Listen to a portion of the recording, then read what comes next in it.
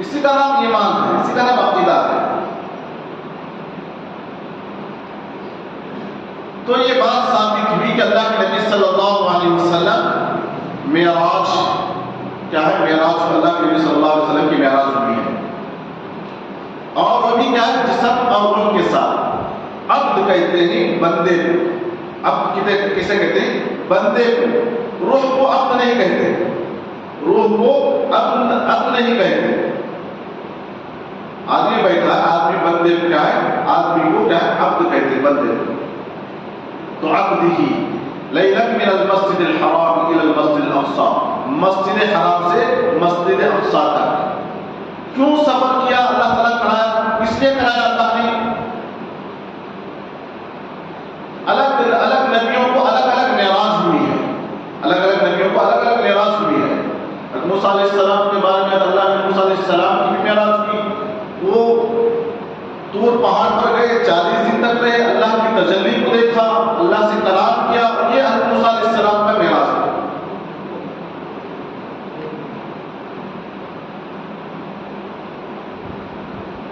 تو اللہ نے کیوں معراج کرائی اللہ کے نبی صلی اللہ علیہ وسلم کو؟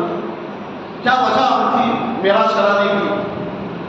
تو اس کی وجہ یہ تھی کہ اللہ کے نبی صلی اللہ علیہ وسلم پر بہت سارے تکالیف آتے تھے، بہت سارا غم تھا۔ اس وقت آپ کی چہیتی بیوی حضرت خدیجہ کبریٰ رضی اللہ تعالیٰ عنہ، جو ہر اعتبار سے آپ کا ساتھ دیا کرتی تھی، آپ کی مدد کیا کرتی تھی، مال سے، جان سے، ہر اعتبار سے آپ کا ساتھ دیتی تھی۔ کوئی دشمن آپ کو تکلیف دے رہا، آپ تسلی دے رہے ہیں۔ جیسے آپ پر وحی نازل ہوتی ہے، پہلی مرتبہ وحی نازل ہوتی ہے، آپ پر کب کب بھی تعریف شروع ہو جاتی ہے۔ جبرائیل علیہ السلام کو پہلی مرتبہ آپ نے دیکھا غار حرا میں، تو آپ پر کب کب بھی تعریف ہو جاتی ہے۔ آتے ہی گھر کو زمینونی کہتے ہیں، مجھے کمبا، مجھے چادر اڑا دو، مجھے چادر اڑا دو، کہیں میں ہلاک نہ ہو جاؤں۔ اس طرح سے حضرت خدیجہ کبریٰ رضی اللہ تعالیٰ عنہ کے گھر تشریف لے جاتے ہیں۔ حضرت خدیجہ کبریٰ رضی اللہ تعالیٰ عنہ آپ کو تسلی دیتے ہیں، آپ کو اللہ ہرگز ضائع نہیں کرے گا، اللہ کو ہرگز ضائع نہیں کرے گا۔ اس لیے کہ کیوں؟ اس لیے کہ آپ غریبوں کی مدد کرنے والے ہیں، آپ یتیموں کا سہارا بننے والے ہیں، آپ پڑوسیوں کے حقوق ادا کرنے والے ہیں، آپ رشتہ داروں کے حقوق ادا کرنے والے ہیں۔ ایسے الفاظ سے حضرت خدیجہ کبریٰ رضی اللہ تعالیٰ عنہ آپ کو تسلی دیتی ہے۔ یہ جو کام کرنے والا ہے، جو ایک اللہ کی عبادت کرتا ہے، دوسروں کی مدد کرتا ہے، دوسروں کا خیال کرتا ہے، دوسروں کی فکر کرتا ہے، اللہ تعالیٰ ایسے کو کبھی ضائع نہیں کرے گا، ایسے کبھی اللہ تعالیٰ ہلاک نہیں کرے گا۔ ایسے وقت میں حضرت خدیجہ کبریٰ رضی اللہ تعالیٰ عنہ جب بھی آپ کو پریشانی آتی، مصیبت آتی، دکھ ہوتا، تو ایسے وقت میں کیا ہے، حضرت خدیجہ کبریٰ رضی اللہ تعالیٰ عنہ تسلی دیا کرتی تھی۔ مال کے اعتبار سے بھی جتنا مالدار عورت تھی، مالدار خاتون تھی خدیجہ کبریٰ رضی اللہ تعالیٰ عنہ، ہر اعتبار سے کیا ہے، مال بھی آپ کو قربان کرتی تھی۔ جیسے کام آتا، دین کا کام آتا، اللہ کے راستے میں کام آتا، اپنا سارا مال کیا ہے، اللہ کے نبی صلی اللہ علیہ وسلم پر قربان کر دیتی تھی۔ بس ہر اعتبار سے آپ کا ساتھ دیا کرتی تھی حضرت خدیجہ کبریٰ رضی اللہ تعالیٰ عنہ۔ تو آپ کا انتقال ہو جاتا ہے، آپ رضی اللہ عنہ کا انتقال ہو جاتا ہے، بڑا غم ہوتا ہے، بڑا دکھ ہوتا ہے آپ صلی اللہ علیہ وسلم۔ اور اسی سال میں آپ کے چچا ابو طالب، جو ہر اعتبار سے آپ کا ساتھ دے رہے تھے، لیکن آپ ابھی ایمان نہیں لائے۔ ابو طالب کیا ہے؟ ابو طالب ایمان نہیں لائے۔ علی رضی اللہ تعالیٰ عنہ کے والد ابو طالب آپ کے چچا ہیں، حضور صلی اللہ علیہ وسلم کے چچا ہیں، ایمان نہیں لائے، لیکن ہر اعتبار سے بھتیجے کو ساتھ دے رہے تھے، اللہ کے نبی صلی اللہ علیہ وسلم کو ساتھ دے رہے تھے۔ دشمن کیا ہے، آپ کو تکلیفات دے رہے تھے، لیکن آپ کے چچا ابو طالب آپ کا ساتھ دے رہے تھے، تکلیفوں کو جو کیا ہے، رکاوٹوں کو کیا ہے، ختم کر رہے تھے۔ تو پہلے چہیتے چچا تھے، اس سال کا ہے آپ کا بھی انتقال ہو جاتا ہے۔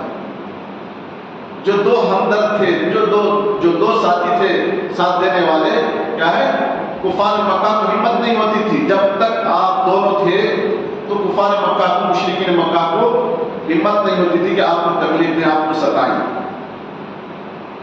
اب اس ہمت سے کام کرتے تھے، دین کا کام کرتے تھے، توحید کی طرف لوگوں کو بلاتے تھے، اللہ کی طرف بلاتے تھے.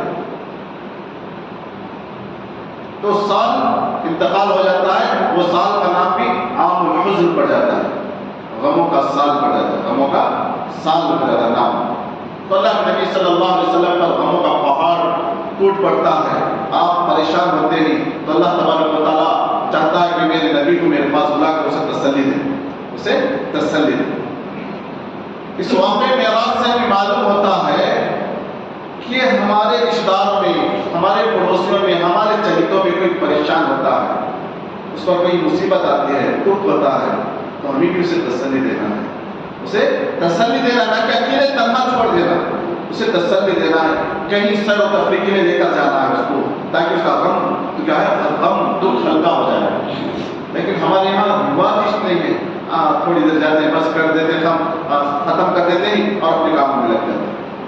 اس واقعے معراج سے بھی پتہ چلتا ہے کہ اپنے رشتہ داروں میں ہو، پڑوس میں ہو، اپنے چہیتوں میں کوئی کسی کو دکھ ہو رہا ہے، کسی کو پریشانی آئی ہوئی ہے، تو ہمیں اسے تسلی دیتے ہوئے کہیں دور بلا کر اسے کہے تسلی دیں. یہ بھی ایک سنت ہے، یہ بھی ایک طریقہ ہے تاکہ ہمارے بھائی کا دکھ دور ہو. تو یہاں اللہ تبارک و تعالیٰ پیارے حبیب صلی اللہ علیہ وسلم کو دکھوں کا پہاڑ پڑا ہے. اللہ تبارک و تعالیٰ چاہا کہ میرے لیے، میرے حبیب کو کیا ہے، میرے حبیب کا دکھ دور ہو، میرے حبیب کا دکھ دور ہو، پریشانی دور ہو. اس لیے اللہ نے اپنے پاس بلا کر آپ کے دکھوں کو دور کیا، آپ کو تسلی دی.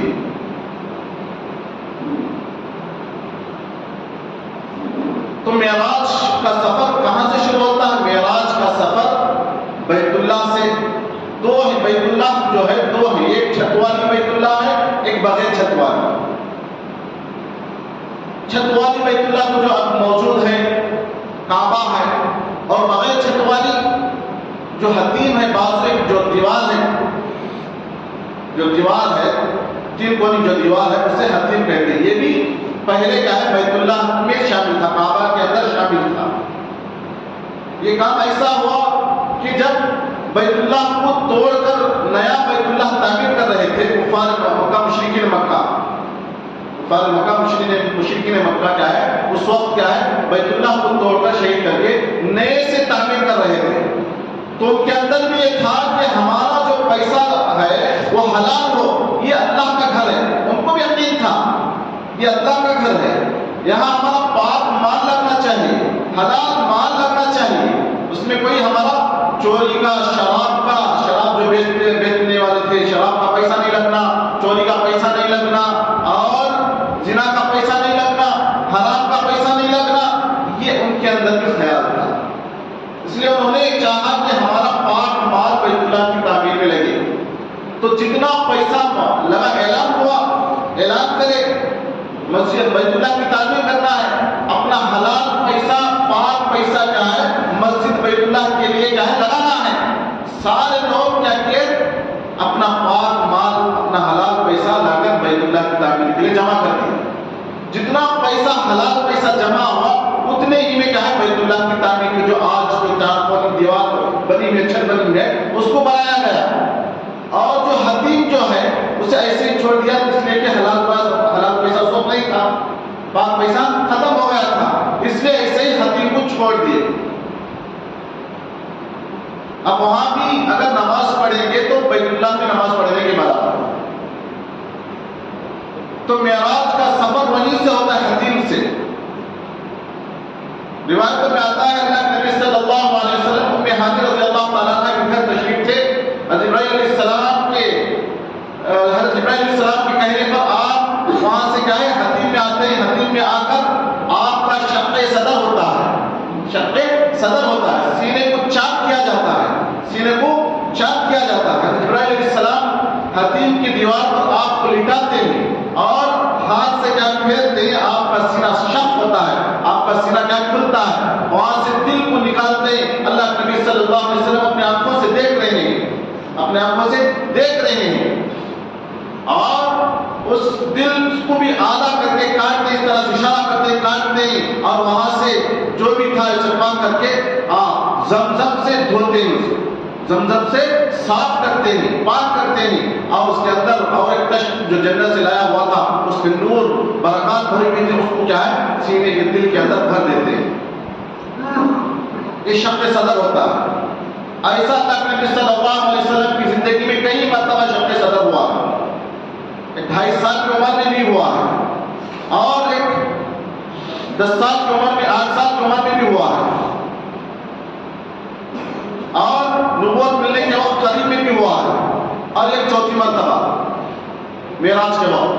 اس طرح سے کئی مرتبہ آپ کا شق صدر کیا گیا۔ یہ کیوں کیا گیا شق صدر؟